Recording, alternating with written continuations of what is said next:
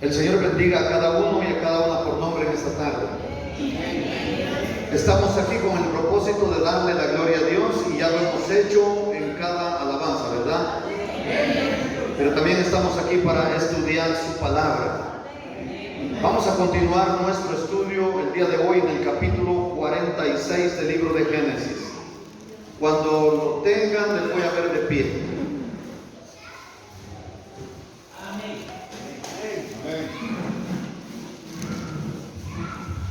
Leemos entonces en el nombre del Padre, del Hijo y de su Santo Espíritu.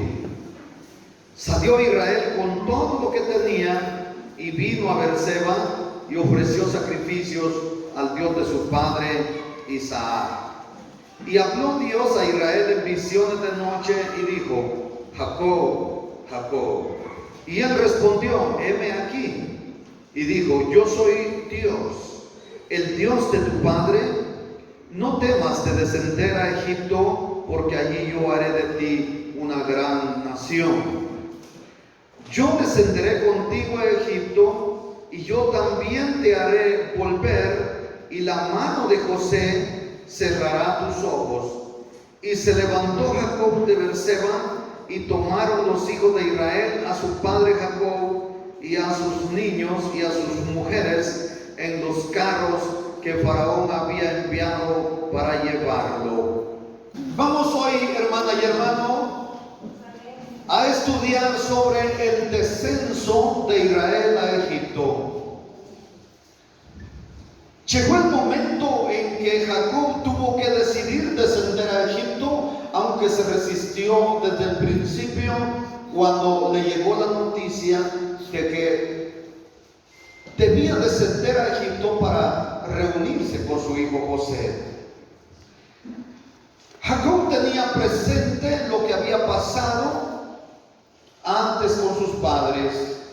¿Qué fue lo que pasó? Dios había ordenado a Abraham y a su padre Isaac que se mantuvieran fuera de Egipto, aún en momentos similares al que estaba pasando Jacob. Dios le dijo a Isaac: no desciendas a Egipto. ¿Por qué le dijo que no descendiera? Porque el patriarca Abraham había tenido problemas en Egipto. La pregunta que surge es: ¿Jacob debía ir a la tierra de Egipto tal como su hijo José se lo estaba pidiendo? Seguramente no podía tomar esta decisión sin antes consultarle a Dios. Él necesitaba algo más de estímulo. Él necesitaba algo más que una invitación de su hijo, o inclusive el llamado de Faraón a que descendiera y la promesa de sustentarle y de darle la buena tierra de Egipto. En realidad lo que él necesitaba era la aprobación de Dios y aparte que guiase su camino. Hermana y hermano, nosotros cuando hacemos algo sin la aprobación de Dios y sin su guianza, estamos perdidos. Y eso es una realidad que viven muchos cristianos hoy día. Todos casi hemos pasado por dos etapas que nos hacen tambalear en el camino, que nos hacen errar en el camino, hasta que llegamos a una tercera etapa y la vamos a ver ilustrada en la vida de Jacob.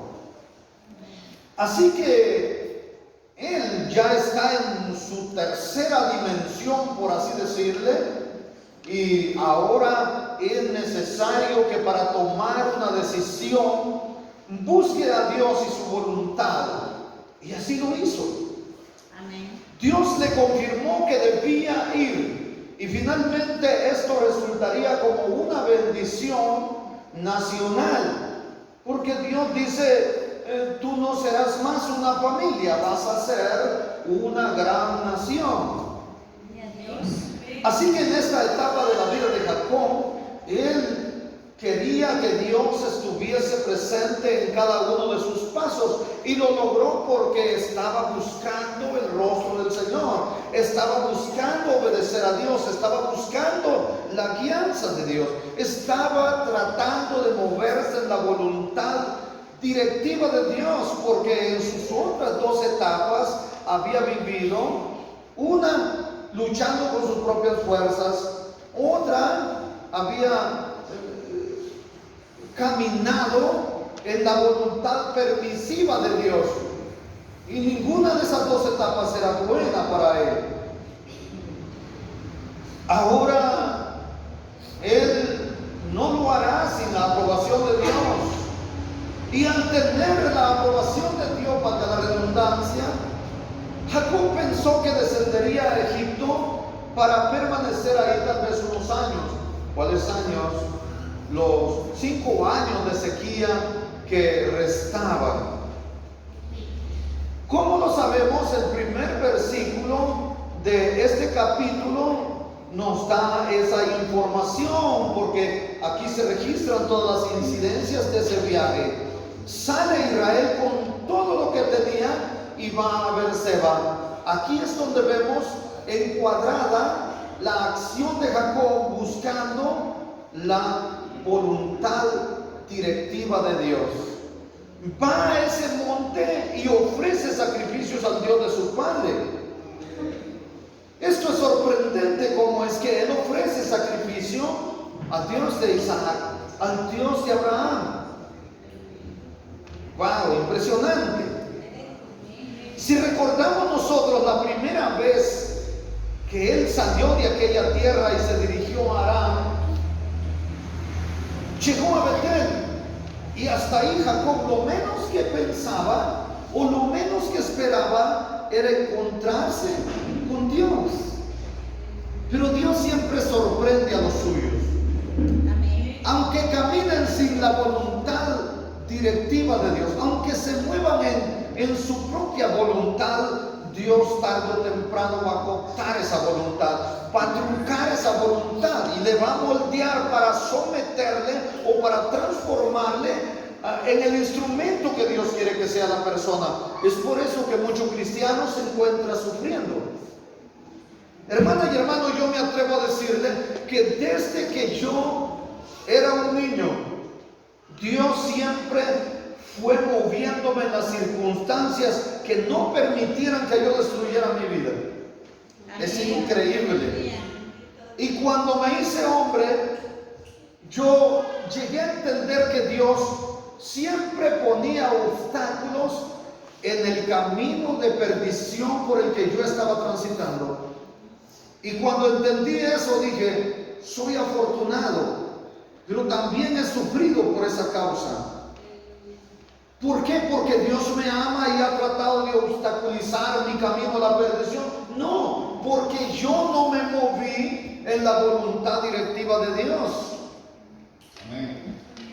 Hermana y hermano, toda circunstancia adversa que se presente en la vida del cristiano no es porque Dios le haya abandonado, no es porque Dios no le ame, es que Dios está moldeándole, es que Dios está encauzándole por el buen camino. Nosotros tenemos consecuencias de todas nuestras equivocaciones, porque Dios al que ama corrige, como el Padre lo hace con el Hijo al que ama, y lo corrige porque le quiere ver bien. El padre que corrige a su hijo es porque lo quiere ver bien. El padre que deja suelto a su hijo y le concede todos los deseos y los caprichos, está creando un delincuente, está creando una escoria de la sociedad. Así como lo hay. Las familias buenas y sanas son aquellas que tienen padres que corrigen los errores de los hijos. Así que Jacob ha venido a Betel y lo que no esperaba era encontrarse con Dios. Por lo tanto, la pregunta que surge es, ¿en esa primera etapa de su vida estaba buscando a Dios? ¿Consultaba a Dios para tomar las decisiones? ¿Por qué estaba en la tierra de Betel? ¿Hacia dónde iba? Iba a Harán. ¿Qué estaba haciendo? Huyendo de su hermano Esaú. ¿Por qué estaba huyendo de él? Porque se había mostrado fraudulento ante su hermano. Entonces no estaba buscando a Dios. ¿Qué es lo que él pensaba? Que estaba huyendo de Dios y de su parentela. No estaba buscando en absoluto a Dios. No estaba pidiendo su guía. Y por eso es que se asustó cuando él pone una piedra de cabecera y empieza a dormir. De pronto, ¿qué fue lo que vio? Una escalera. Oiga, una escalera que desde la tierra llegaba hasta el cielo, o del cielo hasta la tierra.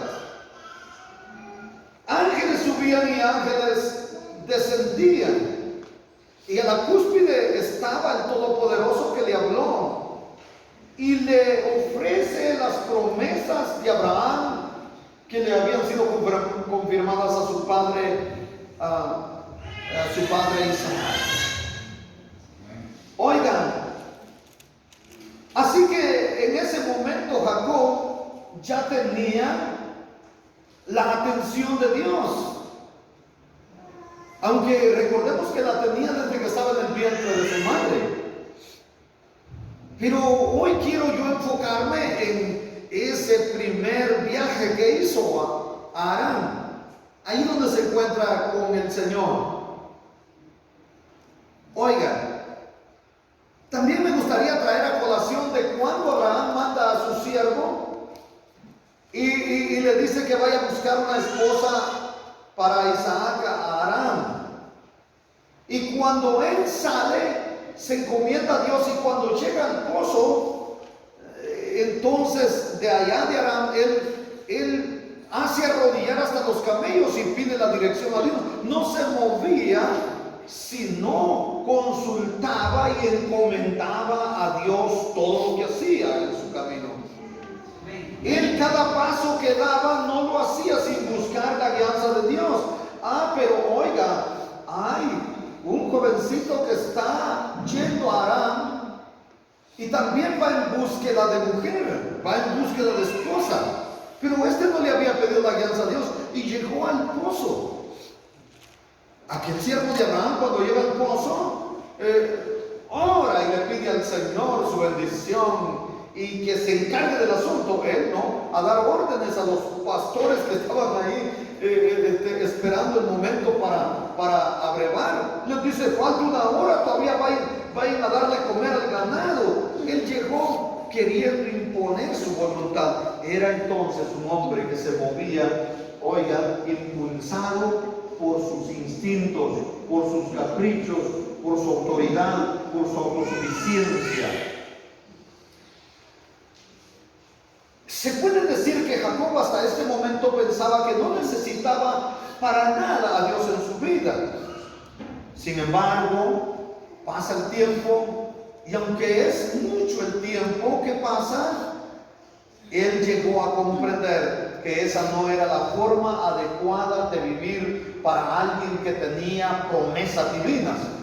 Como usted, hermana y hermano, debe saber cuando se equivoca en la vida, que no es esa la forma adecuada de vivir, oiga, para un hombre o para una mujer que tiene promesa gloriosa. Oiga, promesa de vivir eternamente al lado del Señor en su gloria. Nosotros debemos de preguntarnos muchas veces cómo nos estamos comportando, cómo nos estamos moviendo en este incierto mundo, si estamos haciendo lo correcto o lo incorrecto, si estamos agradando a Dios, si estamos honrando al Señor y a su Evangelio. Hagamos una aplicación a la palabra. Y usted piensa en alguna persona inconstante, una persona inmadura, una persona mutante, una persona fluctuante en la iglesia. Muchos pasan toda la semana dejando a Dios fuera de su programa de vida, dejando a Dios fuera de sus decisiones, y toma sus propias decisiones haciendo lo que le parece mejor.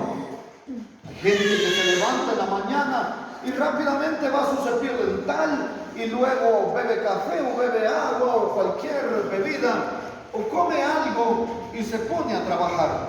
lo menos que hace es doblar rodilla. Quiero felicitar al menos a 15 personas que hoy a las 3 de la mañana hicieron su reporte de que estaban en oración, que estaban en clama. Dios les bendiga y mañana otra vez a las 3. Así que, hermana y hermano, llega el día que deciden ir a la iglesia. Unos es miércoles, otros es martes, otros es jueves, otros es domingo. Pero el resto, oigan, no se acercan a la casa del Señor. Pero llegan el día favorito para sí mismos a la iglesia y están dispuestos a hacer la voluntad de Dios. Se gozan y piden al Señor que se mueva el Espíritu sobre ellos y que caiga fuego, oigan, y que les llene. Y si de suerte les tocó un privilegio, quieren levantar la mano y que caiga fuego y que todos sean llenos del poder de Dios para poder.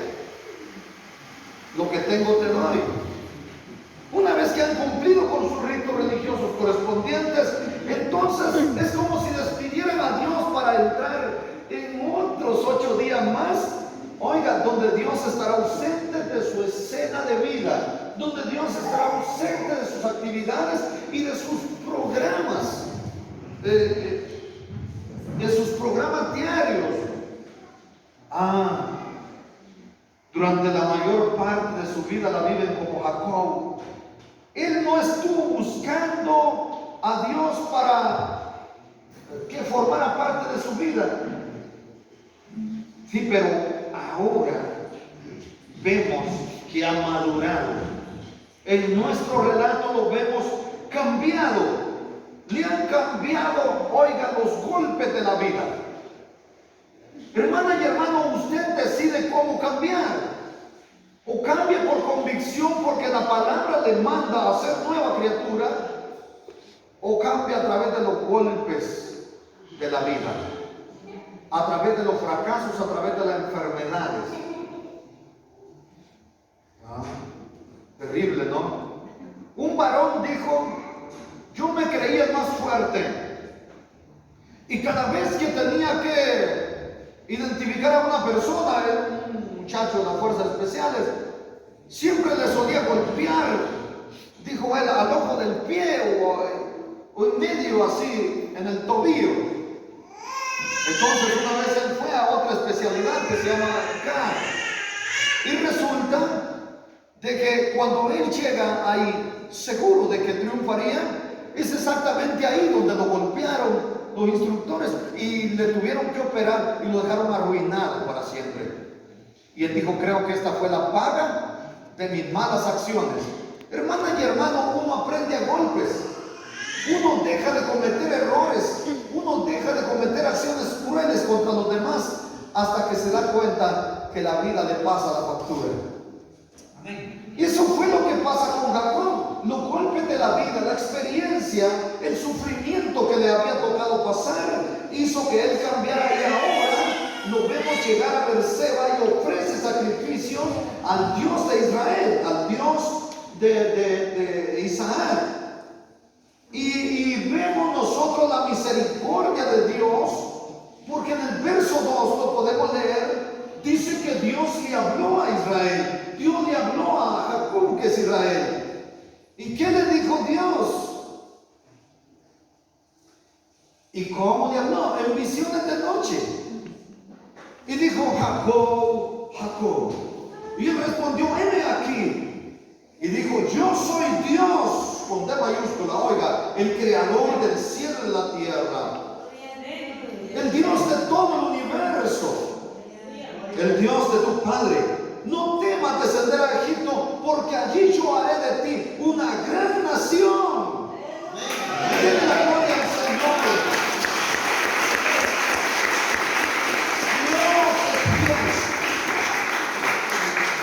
Dios está prometiendo convertirle no en una nación común, en una nación poderosa en aquella tierra de Egipto. Pudiera surgir la pregunta en cualquiera de ustedes o en mí, o en cualquier oyente: ¿y Dios cumpliría esto en medio de Egipto? Sí, lo cumplió. Éxodo 1:7. Pero los hijos de Israel fueron fecundos, fueron fértiles, y aumentaron mucho y se multiplicaron y llegaron a ser poderosos en gran manera. Y la tierra de Egipto se llenó de ellos, tanto que llegó a ser un terror para los gobernantes de Egipto. Y por eso tuvieron que esclavizarles, ponerles capataces y presionarlos para que no se sublevaran, porque sabían que era una nación poderosa dentro de Egipto. Hubo una verdadera explosión demográfica entre los israelitas en Egipto. ¿Y por qué razón? ¿Cuál es la explicación? Sencillamente, Dios estaba cumpliendo su promesa.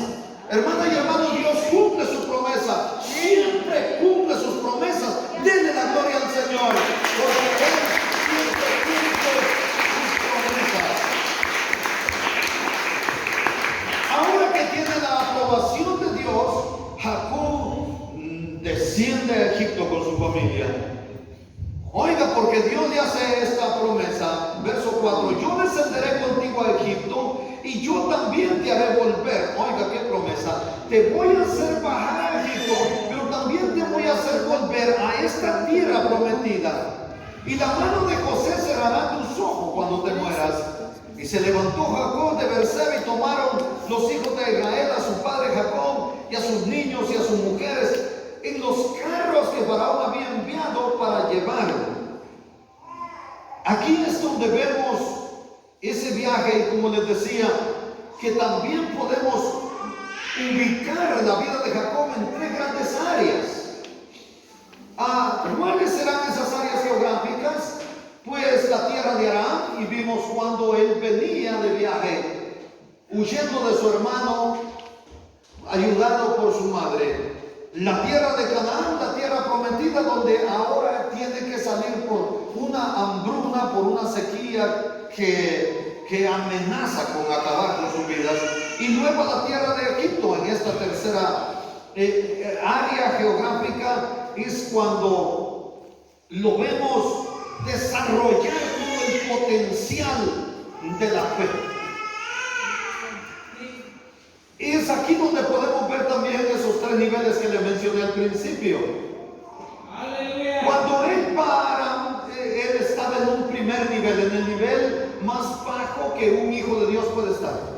La pregunta es: ¿en cuál nivel están ustedes? ¿Estarán en ese nivel? ¿Cómo se comporta una persona? ¿Cómo se comportaba Jacob? Era un hombre que vivía de una forma carnal, vivía bajo el impulso de sus instintos y deseos, y sobre todo en desacuerdo con la voluntad de Dios. Pero luego lo vamos a ver al salir de ahí, ¿verdad?, de esa tierra, con problemas. Hermana y hermano, cuando nos movemos en desacuerdo con la voluntad de Dios, nos van a salir problemas y vamos a terminar avergonzados. Él sale huyendo de Aram. ¿Y de quién va huyendo? Pues de su suegro Labán. Pero hay otra situación: el temor le acompaña. Mire, el temor del que está huyendo y el temor de lo que va a pasar adelante. Hay gente que vive solo con miedo, como en esa primera etapa de Jacob, de esa vida. Hay mucha gente con miedo. Mire, ahí en el grupo y a mucha gente yo le he oído. Hay una persona que no está ya en esta iglesia, pero le damos tiempo de apertura y oraba por sus hijos, por sus nueras y por sus yernos y por su esposo. Y le da a usted que diera, que cantara coros o alabanzas, y tenía que orar. Oraba siempre por lo mismo. Usted le platica: ore por mis hijos.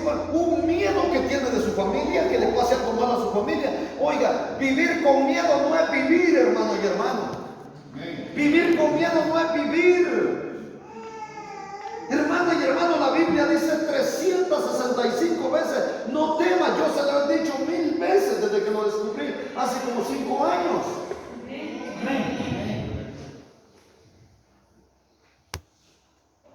365 veces, como tiene 365 días al año, como diciéndonos un día a la vez: no tengas miedo, porque el miedo es el arma que Satanás usa para destruirnos y para robarnos la paz.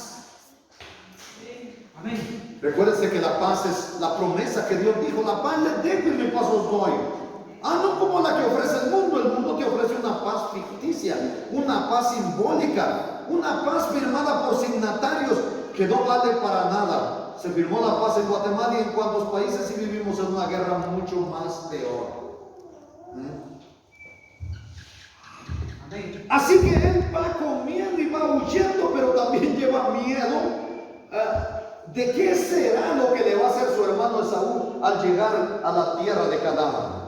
Cuando llega a la tierra de Canaán, lo vamos a ver en un segundo nivel, y ahí es donde tiene un combate de una lucha con Dios mismo, pero continúa siendo un hombre de Dios con sus promesas, sí, pero luchando con sus propias fuerzas, ¿verdad? Y de esa manera solo va a encontrar derrota el hombre y la mujer, como lo que sucede con Jacob. Los acontecimientos que pasaron, que un individuo abusa de su hija, que sus hijos van a hacer venganza y matan a todo un pueblo, y después él tiene que irse de allí, oiga, con miedo. Hermana y hermano, cuando confiamos en nuestras propias fuerzas, siempre vamos a tener temor que no vamos a poder ganar. Hermana y hermano, porque la Biblia dice que ustedes y yo sin el Señor no podemos hacer nada. Eso tienen que saberlo. Y eso es lo que le estaba pasando a él. Pero ahora en este relato, vuelvo a repetirles, su tercer nivel está dirigiéndose a Egipto.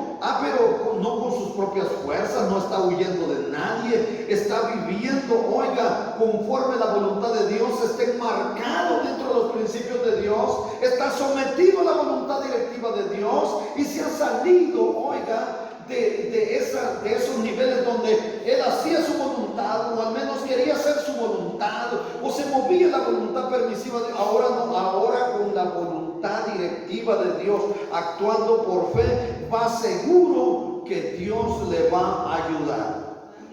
Hay muchos cristianos así, hermana y hermano. Hay hombres y mujeres que son de Dios, pero que viven, oiga, impulsados por sus propios instintos y deseos carnales.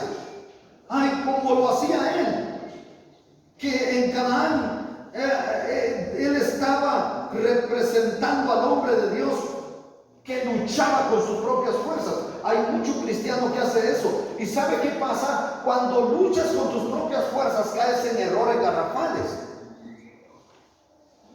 Muchas personas, como dijo el predicador anoche, cuando se sienten que las fuerzas les faltan, oiga, porque no se está moviendo la voluntad directiva de Dios, entonces cuando pierden la fe, porque su fe es muy hueca, es muy vacía, es una fe aparente, es una fe fingida. Entonces, ¿qué pasa? Cuando tienen los problemas, las aflicciones, entonces terminan yéndose por otro lado. Yo ya no puedo, Dios no me ayudó, y corren con un brujo. Eso les dijo el predicador, ¿no? Eso es terrible, hermana y hermano. En Egipto le está representando al hombre de Dios que vive y actúa impulsado por la fe, como cuando usted ya madura. Será, hermano, ¿cómo podemos hacerle una aplicación? Bien, es sencillo aquí.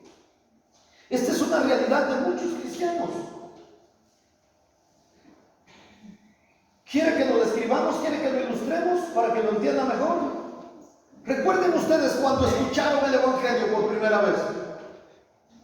Y ustedes simpatizaron con el Evangelio y recibieron a Jesucristo como su único y suficiente Salvador. Aceptaron su palabra y se volvieron al Señor. Allí están en ese primer nivel.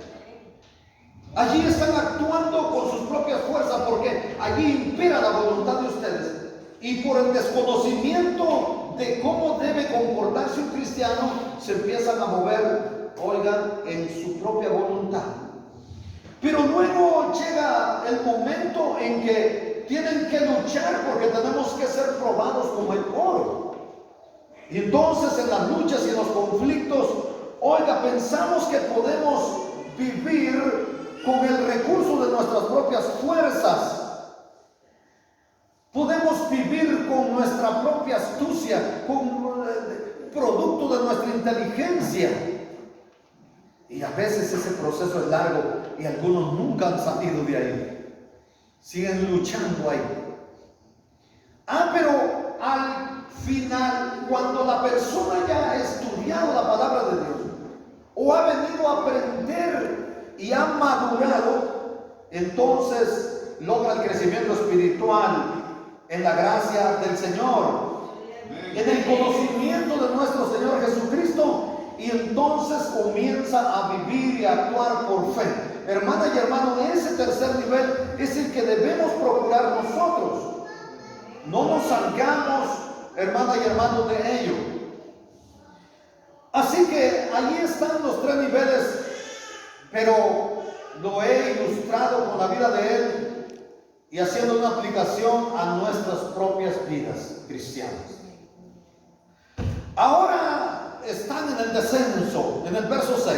Y tomaron sus ganados y sus bienes que habían adquirido en la tierra de Canaán y vinieron a Egipto, Jacob y toda su descendencia consigo, y sus hijos y los hijos de sus hijos consigo, sus hijas y las hijas de sus hijos, y toda su descendencia trajo consigo a Egipto. ¿Por qué lleva toda la familia? Sabemos que es a causa del hambre, que tiene que llevar consigo toda su casa, sus hijos, sus nietos, tiene que llevar sus ganados, ya que en aquella tierra no hay posibilidades de vida ni para los animales. Hermanas y hermanos, del versículo siguiente, que es el 8,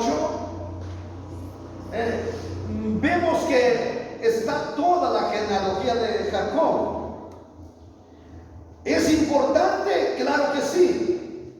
¿Y por qué es importante? Porque es la línea de descendencia en su recorrido histórico que nos conducirá hasta Jesucristo. Y es esta línea la que seguirá el calendario divino en todas las sagradas escrituras. Hermana y hermano, es bastante, es hasta el 25. Ustedes pueden leerlo. Yo solo les diré más o menos, a grosso modo, los hijos de Israel que entraron a Egipto es Jacob y sus hijos. Allí vemos los hijos de Rubén, los hijos de Simeón, los hijos de Leví, los hijos de Judá, los hijos de Isaacar, los hijos de Zabulón. Estos son los hijos de Lea que dio a luz a Jacob en Padán Aram, y además de su hija Dina. ¿Cuántas personas descendientes de Jacob que tuvo con Lea? Son exactamente 33 personas las que van a descender a Egipto. También veamos nosotros ahora los hijos de Silpa con Jacob, los hijos de Gad, los hijos de Aser. Esos son los hijos de Silpa. Ella era la criada que le dio Labán a su hija Lea, y dio a luz 16 personas, hijos de Silpa, que van descendiendo a Egipto. Luego estamos viendo los descendientes de Raquel en el versículo 19. Benjamín y José, obviamente, pero también aquí están los hijos que le nacieron a José en tierra de Egipto, los hijos que tuvo con Asenat, hija del sacerdote de On.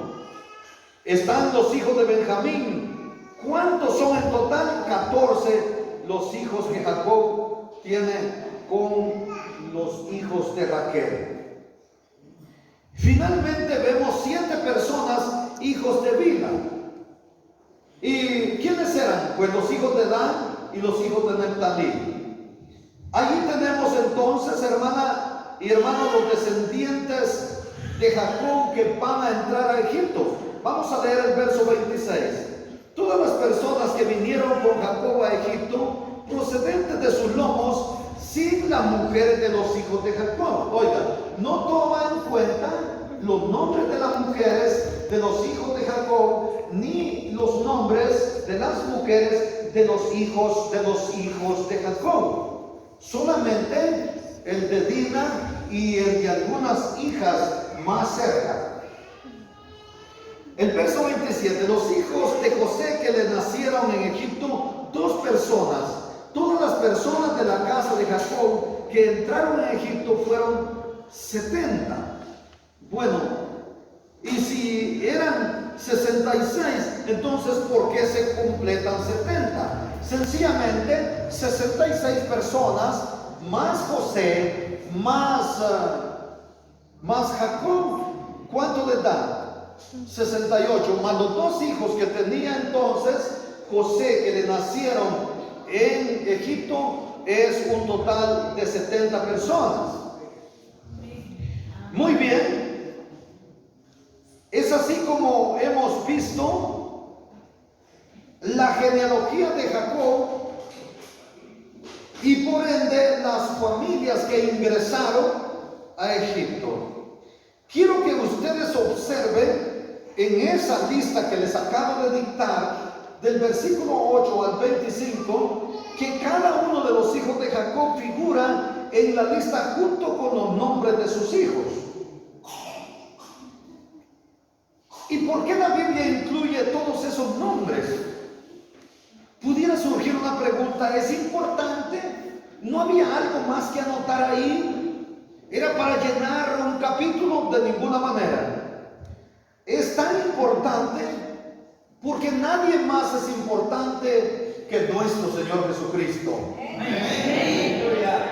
Y esta es la genealogía de Jacob, de Abraham a Isaac y de Jacob en adelante hasta llegar a Cristo. Esta es la línea que nos conduce a Jesucristo. ¿Cómo lo sabemos? En el capítulo 1 del libro de Mateo encontraremos unos nombres de estos que están en la genealogía de Jacob. En Lucas capítulo 3 encontraremos otros nombres que figuran en esta genealogía y allí se describe la genealogía de Cristo. Por ese motivo estas listas son detalladas con nombres de gran importancia. ¿Solo ese es el motivo? ¿Solo es para que el calendario divino pueda encontrar una ruta hasta llegar a Cristo? Además también creo que puede haber otro motivo. Recuerden ustedes que la Biblia nos habla del libro de la vida del Cordero, ¿se recuerdan? ¿Están siguiéndome o están fuera de sintonía? ¿Están siguiéndome? Solo un niño tal vez no me podría seguir en esto tan básico. ¿Se recuerdan ustedes que la Biblia habla y dice que los que están escritos en el libro del Cordero son los herederos del reino de Cristo? Amén. Pues si usted ha oído hablar del libro de la vida del Cordero, entonces recuérdese cuando Juan presentó a Cristo. La función de Juan era identificar al Mesías prometido, al Cordero de Dios. Y cuando lo ve venir, ¿qué fue lo que dijo? He aquí. No. He aquí.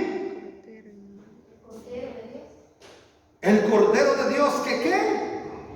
Que quita el pecado del mundo. Entonces cuando se habla del libro del Cordero y de los inscritos allí, son aquellos a los que el Señor les ha quitado su pecado.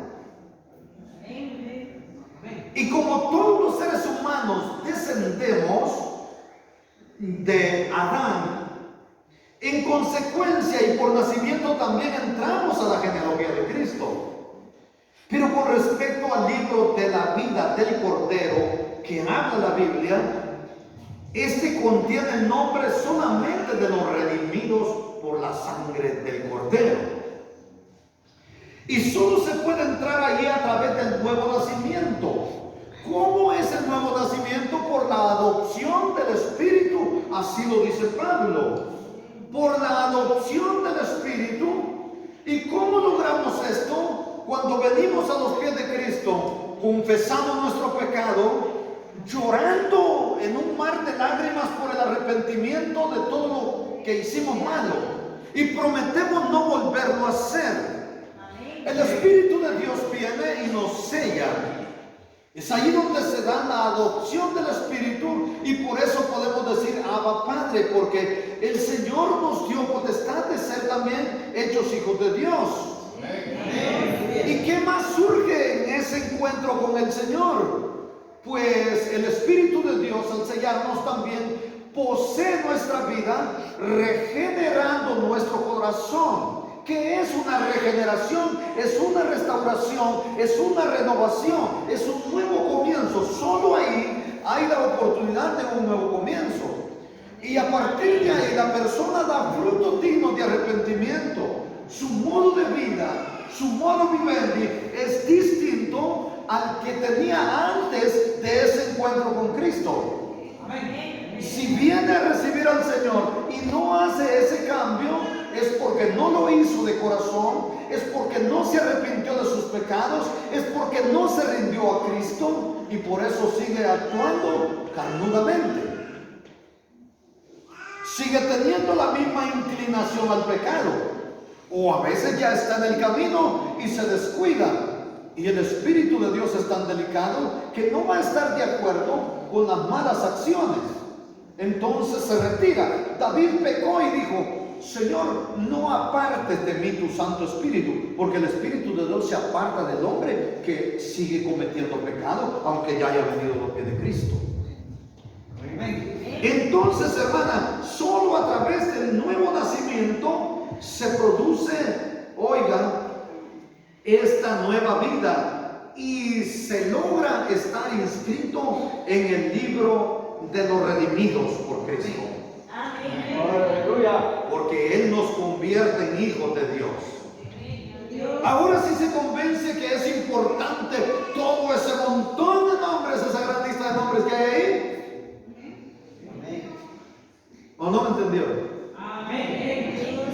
Les estoy dando una explicación el por qué aparece ese montón de nombres. Yo una vez hice una enseñanza relacionada al calendario divino. Poca gente vino y después les pregunté y poca gente me entendió. Todos se durmieron, cabecearon como las 10 vírgenes. Levanten la mano, ¿quién está cabeceando ahora? ¿Ninguno? Denle la gloria al Señor, hermanos y hermanas. Porque no me está preguntando, hermano y hermano. Pero sabe, yo me fui a dormir a la 1 de la mañana, 2, 3. Y a las 3:30 me levanté, 2 horas y media. Después que oré, me quedé contestándole a algunos hermanos. A las 5:30 se levanta mi esposa y yo también me levanté para ir a ver, aunque sea de lejitos donde estaba, para lavar ropa. Y después de eso, igual me fui a hacer mis quehaceres y después me puse a estudiar la palabra de Dios. Y obviamente después que oré, ¿verdad? Y después de eso hicimos algunas actividades ahí con la familia y continué estudiando hasta la tarde, que todavía arreglé un tinaco para que por si llovía y le caía el agua, y me vine corriendo, que eso ya fue extra, por eso llegué 5 minutos tarde. Y estoy aquí, 2 horas y media, nada más he dormido. Y que usted se haya dormido 5 horas y esté cabeceando, es una vergüenza. Es una vergüenza. Muy bien, continuamos entonces.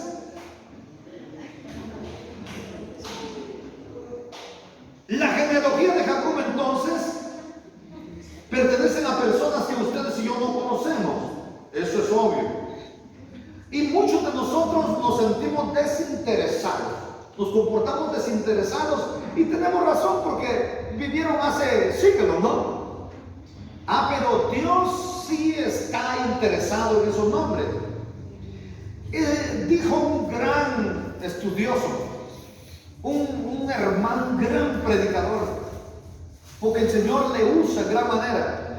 Dijo que Dios se deleitó escribiendo esos nombres en esa lista, aunque sabemos que Dios no los escribió, sino que inspiró a su siervo que los escribió. Se dice que fue Moisés.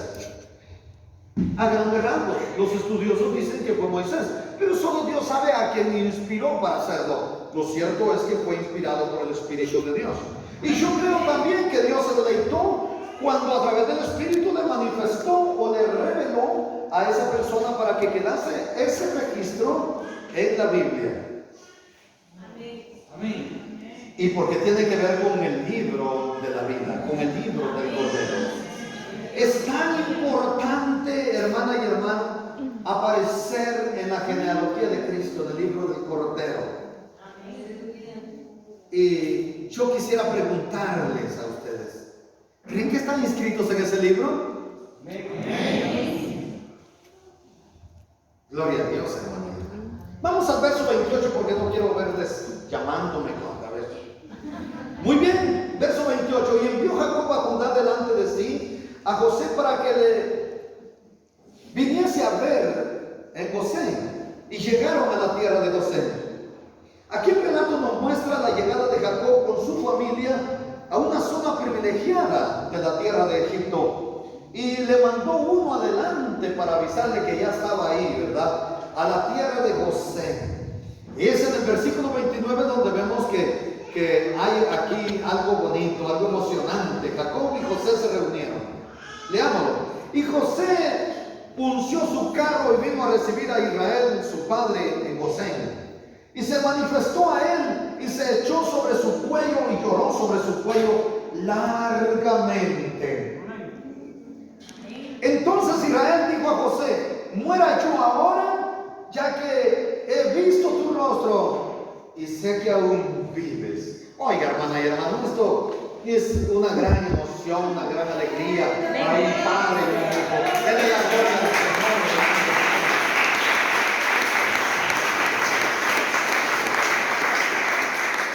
Un padre que por más de 20 años consideró muerto a su hijo.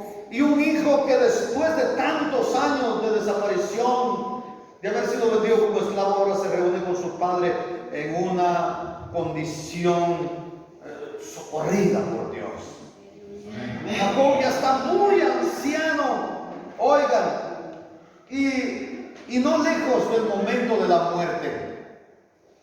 A la edad de él no podía haber afrontado o enfrentado ese largo viaje, no podía haber soportado ese largo viaje lleno de emoción y abierto a un cambio de vida, dejando una tierra determinada con promesas a ir a una tierra distinta. No podría haber llegado si no hubiese sido guiado por Dios, si no hubiese sido fortalecido por Dios. Aparte de eso, en su vejez que llegó, él dice que muera yo ahora, ya estoy satisfecho, ya puedo morir en paz. Mis ojos te vieron y sé que vives. Pero Dios le permitió vivir algunos años más en la tierra de Egipto. ¿Por qué razón? Porque ahora Jacob es el hijo de Dios, que vive y está sustentado por la fe. Y si usted se da cuenta, hay aquí algo maravilloso. Él siempre va a ser llamado por su nombre Israel, el que le fue dado, oiga, después que lucha con aquel ángel en Peniel. Oiga, hermana y hermano, cuando Dios le cambia el nombre a alguien, solo se hace meritorio a ese nombre cuando vive marcado o se mueve la voluntad permisiva de Dios. Cuando seguimos haciendo lo que se nos pega la gana, hermana y hermano, ni siquiera el nombre de cristiano, oiga, merecemos, no le hacemos honor a eso. Leamos los últimos versículos, terminemos todo ahorita, hermana y hermano, porque yo les miro que ya se quieren. Y José dijo a sus hermanos y a la casa de su padre: subiré y lo haré saber a Faraón, y le diré: mis hermanos y la casa de mi padre que estaban en tierra de Canaán han venido a mí. Y los hombres son pastores de ovejas, porque son hombres ganaderos, y han traído sus ovejas y sus vacas y todo lo que tienen. Y cuando Faraón os llamare y dijere: ¿cuál es vuestro oficio? Entonces diréis: hombres de ganadería han sido tus siervos desde nuestra juventud hasta ahora, nosotros y nuestros padres, a fin de que moréis en la tierra de Gosén, porque para los egipcios era abominación todo pastor de ovejas. ¿Oyó eso? Oiga, los egipcios no querían a los pastores, les parecían despreciables. Es interesante cómo la palabra de Dios tiene tanto que decir sobre los pastores, ¿verdad? Porque Dios principio consideró a la humanidad como un enorme rebaño de ovejas, solo que al principio, por causa del pecado, descarriados, secuestrados por las fuerzas del mal, llevados por las ondas de pecado, de violencia, de maldad, oiga, perdidos en sus delitos y pecados. Y entonces Dios nombró pastores para guiar a su pueblo. Dios tiene mucho que decir de los pastores. Él mismo se hace llamar pastor. Jehová es mi pastor, decía David. Y Jesús dijo, yo soy el buen pastor. Así que a estos hombres, oiga, que criaban sus propias ovejas, como hasta hoy día lo hacen en Israel, oiga, lo despreciarían los egipcios. Y esto es muy bueno que lo meditemos, porque el pastor es la figura que utiliza Jesús para describir su propia personalidad. Él dice, yo soy el buen pastor. ¿Y el buen pastor qué hace con su vida? La pone por sus ovejas. Él es el gran pastor de sus ovejas, que las guarda, que vela por ellas hasta el día de hoy. Y si no, ¿por qué estamos aquí nosotros? Porque Él dice, no teman mi manada pequeña, porque Él está con nosotros.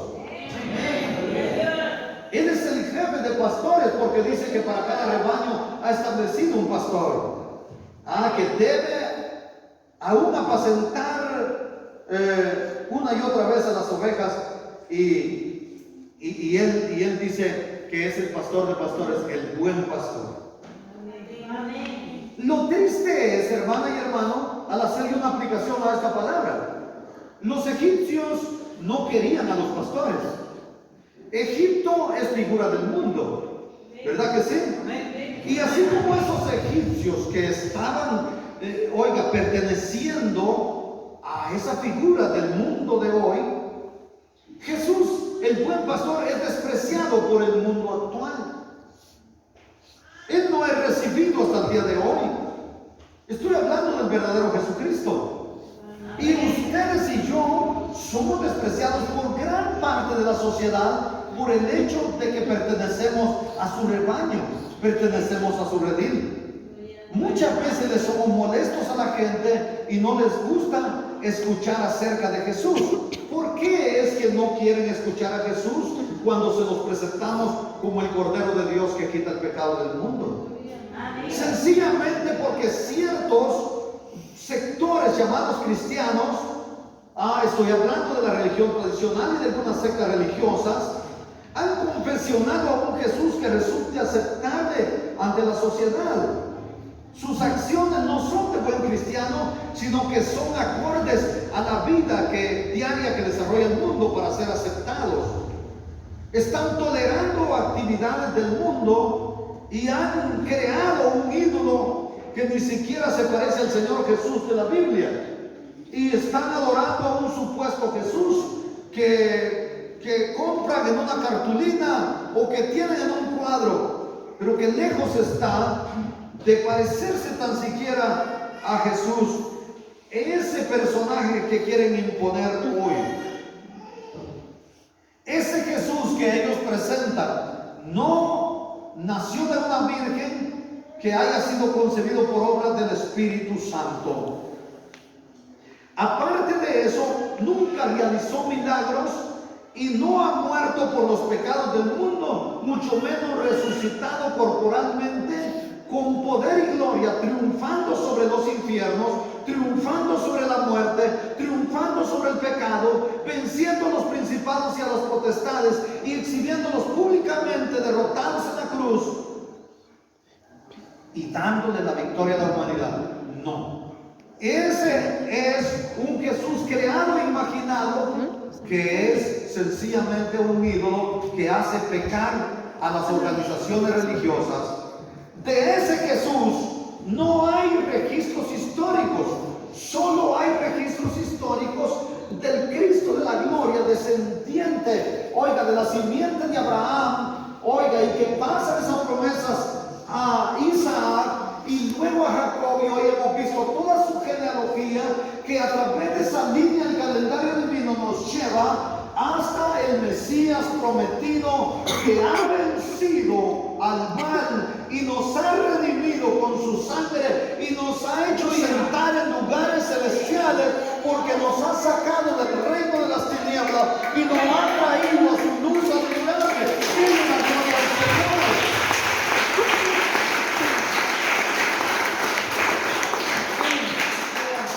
De este Jesús es que la sociedad no quiere oír. La sociedad lo desprecia y lo rechaza, y por eso le rechazará a usted, porque usted habla del Cristo de la gloria, que dijo: sed santos porque yo soy santo. A Él sea la gloria.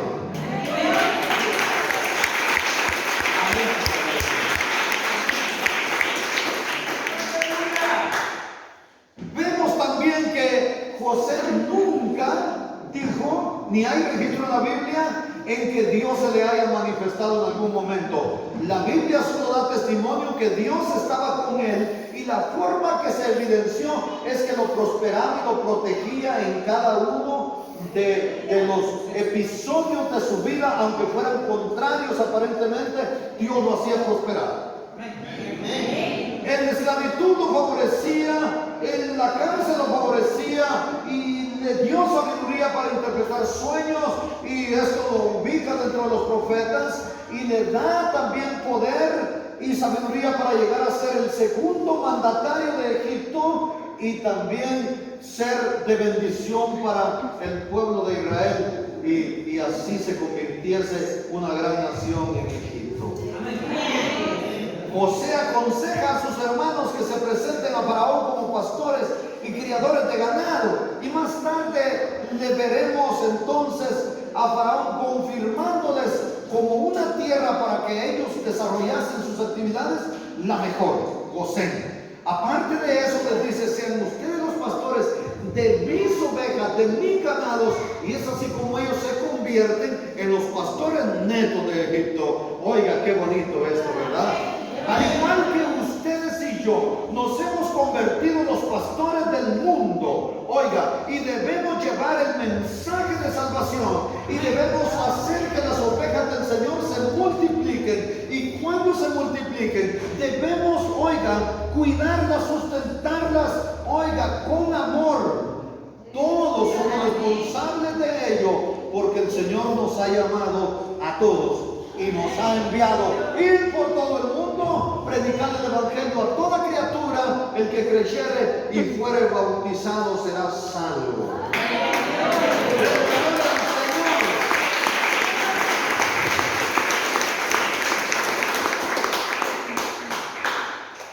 Porque Dios cumple su promesa. Vemos ahora la familia de Jacob ubicada en la tierra de Gosén, que sería su tierra por muchos años.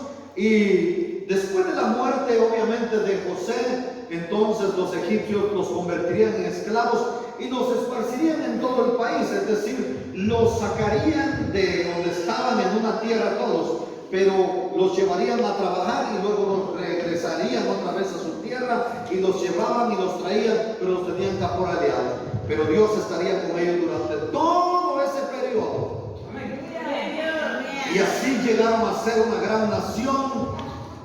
Pero con el tiempo, después de más de 400 años, bajo el liderazgo de Moisés, Dios cumpliría otra promesa. Yo soy el que te llevo a Egipto, Jacob. Yo soy el que te hago descender. Yo voy contigo. Y así como te llevo, querré volver. Entonces volverían a la tierra prometida. Conclusión final. Todos nosotros pertenecemos ya a Jesucristo, ¿sí o no? Amén. Y si alguien no lo ha hecho hoy, puede ponerse a cuentas con Dios, venir a los pies de Cristo y pasar a formar parte del rebaño, del redil de Cristo. Y pertenecer al redil de Él, pero también estar bajo su cuidado pastoral. Aunque nunca lo hemos visto con nuestros propios ojos, aunque no hemos contemplado aparición. Pero el Señor nos da algo más grande como promesa. Bienaventurados los que no vieron y creyeron. Esos bienaventurados son ustedes y yo. Y por eso tenemos una garantía de su presencia y de su cuidado. Nos ha dado por arras el Espíritu Santo, pero aparte de eso dijo: yo estoy con vosotros todos los días hasta el fin del mundo. De la gloria del Señor, el final de la enseñanza del día de hoy. No sé si alguien tiene alguna pregunta, es momento de hacerla.